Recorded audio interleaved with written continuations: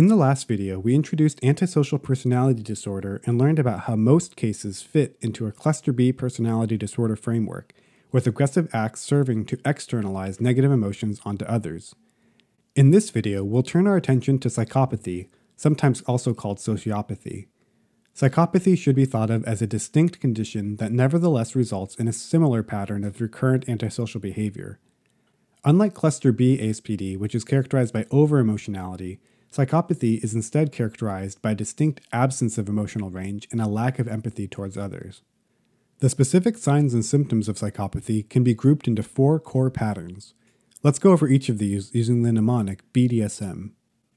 First, B is for boldness. People with psychopathy often show a pattern of boldness involving a high level of self-confidence, an above-average tolerance for danger, and a general fearlessness in many areas of life.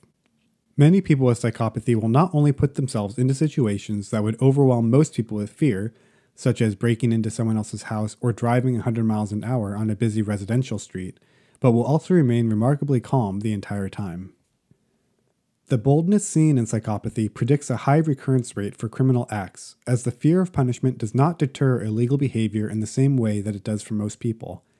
If they are caught, they seem to rebound quickly from even major punishments such as being beaten up, arrested, or thrown in jail. In this way, boldness helps to catalyze a recurrent pattern of antisocial behavior. Next, D is for disinhibition. Psychopathy involves a high degree of disinhibition, with poor impulse control and difficulty planning both being common. While impulsivity is a driver of antisocial behaviors in cluster B ASPD as well, the nature of the disinhibited behavior seen in psychopathy differs significantly from that condition in its purpose and severity. Unlike in cluster B ASPD, where reactive violence is a way of externalizing negative emotions, people with psychopathy are more likely to engage in acts of predatory or cold-blooded instrumental violence, involving some form of secondary gain, such as murdering a wealthy-looking stranger walking home on the street just to steal their purse. On a cognitive level, the main emotions driving these aggressive acts are not a wounded pride or a sensitivity to rejection as in cluster B ASPD, but rather a pervasive sense of impatience and a need for immediate gratification. The severity of antisocial behavior seen in psychopathy is also a major jump up from cluster B ASPD, with psychopathic individuals tending to engage in more overtly violent behaviors, such as assault, robbery, fraud, rape, and murder, compared to the threats, petty theft, and emotion-driven fights that are more common in non-psychopathic forms of ASPD. People with psychopathy are also more likely to show a pattern of criminal versatility involving multiple types of offenses committed by the same person.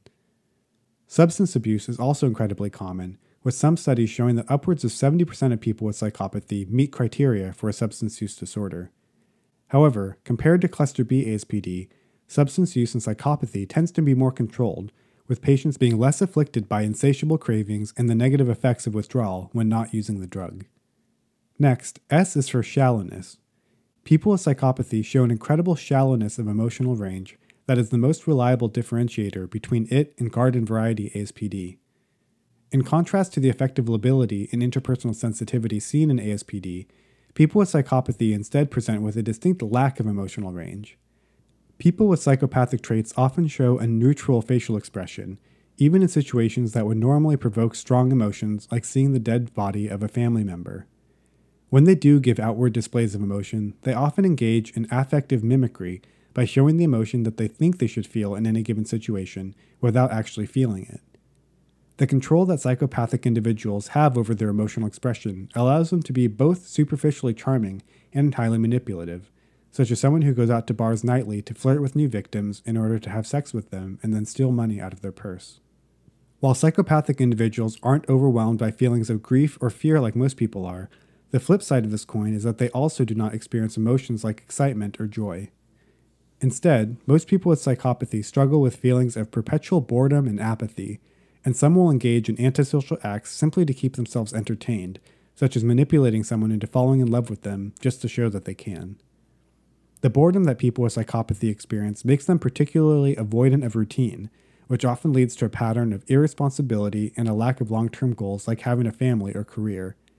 This frequently results in parasitic behavior, such as cheating and stealing from others, rather than providing for oneself in the usual ways. Finally, M is for meanness. The narrow emotional range of people with psychopathy also corresponds with an inability to feel the emotions of others. While most people will respond to seeing the pain of others by feeling something close to pain themselves, people with psychopathy appear to have an empathic switch that is off by default, and will show no emotional reaction even when the person in front of them is in excruciating pain. This leads to a propensity towards sadism, which explains why many of the most notorious serial killers in history often have psychopathy rather than just ASPD, with Ted Bundy, for example, having scored 39 out of 40 on a test known as the psychopathy checklist.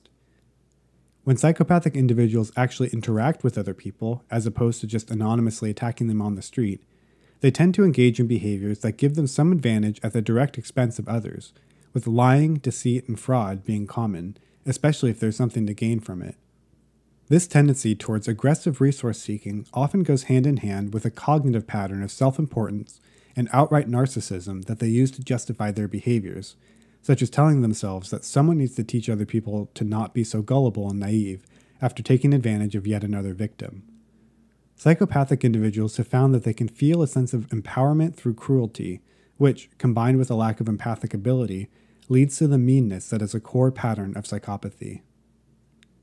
Together, this combination of situational boldness, behavioral disinhibition, emotional shallowness, and interpersonal meanness forms a very reliable diagnostic construct which carries important considerations for both prognosis and treatment. Let's look at the implications of psychopathic traits, including how common they are, the differences in prognosis between it and cluster B ASPD, and whether any forms of treatment are effective. Psychopathy is thankfully rare, with an estimated prevalence of around 0.5% of the population. Even among people diagnosed with ASPD, only around 10% will meet criteria for psychopathy. However, it is much more common in legal settings, with around 15% of all prisoners and 30% of violent prisoners showing signs of psychopathy. Psychopathy is a highly heritable condition. In fact, it is possibly the most heritable disorder in all of psychiatry, with over 90% of the variants in psychopathic traits being attributable to genetic factors. However, even with the higher contribution from nature over nurture, environment still matters a great deal. The clearest evidence for this comes from adoption studies showing that the biological children of parents with psychopathy have lower rates of developing antisocial behaviors themselves when the adoptive parents have provided appropriate support and behavioral training. Psychopathy is similar to ASPD in that it cannot be diagnosed before the age of 18. However, the presence of callous and unemotional traits is noticeable as early as childhood or even infancy. In fact, people with psychopathic traits are often described as having had a difficult temperament as babies, with incessant crying, irritability, lack of a social smile, and persistent hyperactivity. The nature of the antisocial behavior often evolves as the child ages, with mild physical aggression such as biting and hitting seen during early childhood, stealing small objects, setting fires, and torturing animals during school age, bullying others and stealing larger objects such as cars during adolescence, and finally a progression to robbery, fraud, assault, and rape as an adult. As with other disorders featuring aggressive behavior, psychopathy is significantly more common in men than women, with an even higher gender ratio around 20:1 compared to non-psychopathic ASPD. Psychopathy has a significantly worse prognosis than non-psychopathic ASPD, with the higher severity of aggressive acts and higher rates of repeat criminality even after punishment. Psychopathic traits show considerable stability over years and decades, even when assessed during childhood. The rate of the most extreme violent acts like homicide or rape does tend to decrease after the teenage and young adult years, but the core patterns of boldness, disinhibition, shallowness, and meanness generally will continue across the entire lifespan. Even more so than non-psychopathic ASPD, psychopathy is considered very difficult to treat using conventional psychiatric treatment approaches. There are no medications that have been proven to be effective at changing the core patterns associated with psychopathy, or at reducing the frequency or severity of antisocial acts. While some medications, like anticonvulsants, can sometimes be used to reduce reactive violence in non-psychopathic ASPD, they rarely work here, as violent acts related to psychopathy are typically instrumental in nature rather than impulsive. Traditional psychological therapies are also quite limited in their efficacy, as patients with psychopathy tend to be less engaged in treatment, have little motivation for ongoing therapy, and show more limited improvement in almost all outcomes compared to non-psychopathic ASPD.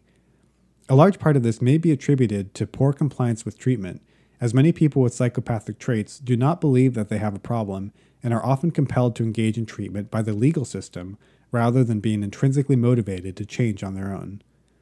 Alarmingly, studies have shown that people with psychopathic traits who appear to be the most engaged in treatment are actually more likely to commit crimes again in the future, suggesting that the appearance of treatment success may, in and of itself, be a marker of a worse prognosis, possibly as it suggests a greater degree of deceitfulness and manipulation.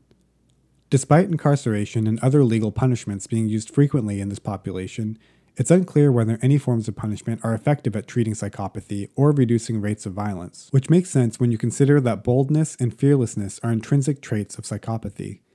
Overall, once psychopathic traits are present, there appears to be little that clinicians can do to change them, so the approach generally involves trying to improve the safety of the situation, such as taking steps to warn any potential victims.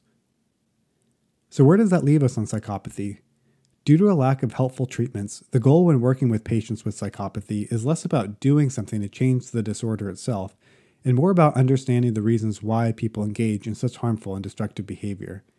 Perhaps in the future there will be more options for intervening, but for now the best we can do is to try and find solace in at least understanding the psychological, genetic, and environmental factors that makes these people engage in behavior that most people find abhorrent and reprehensible. And that's psychopathy in a nutshell. Take a moment to make sure you understand not only the difference between Cluster B ASPD and psychopathy, but also why it matters. If you'd like to learn more about psychopathy, including some fascinating studies showing why people with ASPD appear unable to empathize with others, consider checking out my book, Memorable Psychiatry. You can also subscribe to my channel for more videos like this. Until next time, good luck in your studies.